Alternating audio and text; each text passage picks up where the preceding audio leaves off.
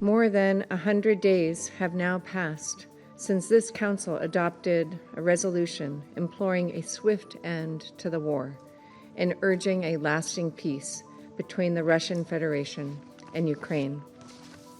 Since then, there have been some positive developments. UN Security Council Resolution 2774 paved the way for technical talks in Saudi Arabia and bilateral talks in Istanbul, resulting in the return of thousands of prisoners of war. But the progress we've seen has fallen far short of what is needed.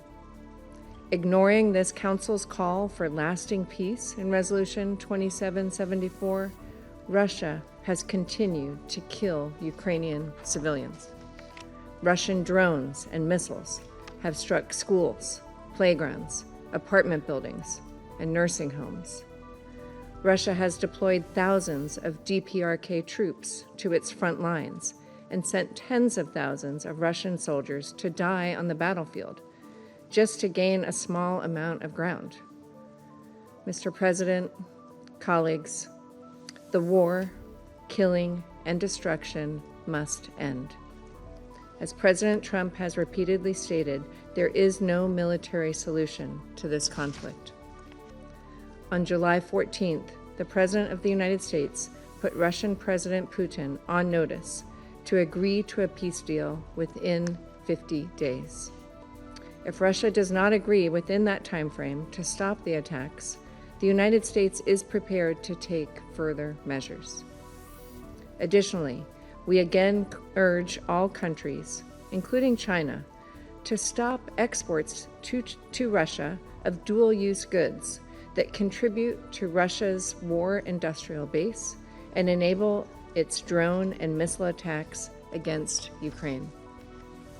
Beijing's claim to have implemented strong export controls on dual-use goods falls apart in the face of daily recovery of Chinese-produced components in the drones, weapons, and vehicles that Russia uses against Ukraine. Mr. President, now is the time for all UN member states to do our part to bring this war to an end. I thank you. We've noted that Russia and Ukraine have in recent times continued to implement the consensus reached in previous negotiations and promoted the exchange of prisoners of war and the remains of fallen soldiers. They also held the third round of direct talks a few days ago, in which a new consensus on the continuation of the exchange of prisoners of war and other humanitarian issues was reached. China welcomes these positive developments and calls on the parties concerned to maintain the momentum of the peace talks, continue to build consensus and enhance mutual trust with a view to reaching a comprehensive, lasting, and binding peace agreement. We've also noted that in recent days, Russia and Ukraine have continued to carry out large-scale drone and missile strikes against each other, resulting in heavy casualties and infrastructure damage and destruction. China is deeply concerned and saddened by this, and once again urges the parties to the conflict to show maximum restraint, comply effectively with international humanitarian law, and refrain from attacking civilians and civilian infrastructure under any circumstance.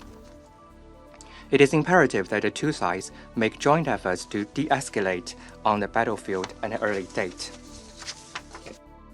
We have further noted that Russia and Ukraine have recently issued statements toward each other about how to restore peace in Europe and achieve a political solution to the crisis. The major parties in the international community have also repeatedly released positive signals on dialogue, negotiation, and ceasefire, and continue to engage in diplomatic efforts for peace talks. China welcomes all efforts towards peace and encourages both Russia and Ukraine to continue to show political will and flexibility, while the international community continue to call for peace, build a consensus over peace, and carry out efforts for peace. All parties should jointly make practical efforts to promote a political solution to the crisis. President, China has always maintained an objective and impartial stance on the Ukraine issue and has been committed to promoting peace talks and political solution.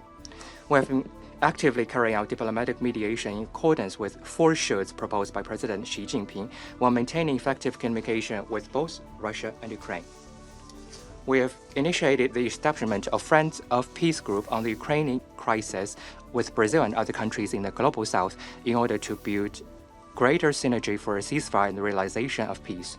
China will, as always, play a constructive role in the political settlement of the crisis.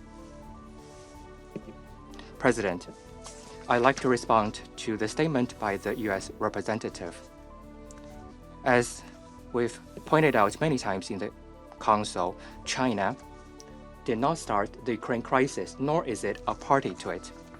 China has never provided lethal weapons to any party to the conflict and has always strictly controlled dual-use materials, including the export of drones. We urge the U.S. to stop shifting blames on the Ukraine issue or creating confrontation, and instead playing a more constructive role in promoting ceasefire and peace talks. What's more, President, I'd like to take this opportunity to say a few more words. This past Tuesday, when the Council held an open debate on the peaceful settlement of disputes, the U.S. representative took advantage of the meeting to attack and accuse China on the South China Sea issue this past Thursday. When the Council held an open meeting on cooperation between the UN and the Organization of Islamic Cooperation, the representative of the U.S. once again started its provocation by slandering and smearing China on Xinjiang-related issues. Today, when we are considering the issue of Ukraine, the representative of the U.S. again started to spread false information and lies about China. Within a single week, the U.S. has made groundless accusations at China in the Security Council multiple times.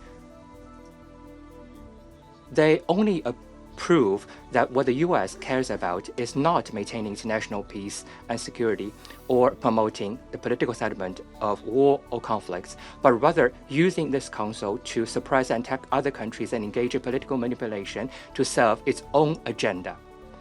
As a permanent member of the council, the U.S. should be ashamed and disgraced by its own words and deeds. We urge the U.S. to change course at an early date and engage constructively in the work of the Council.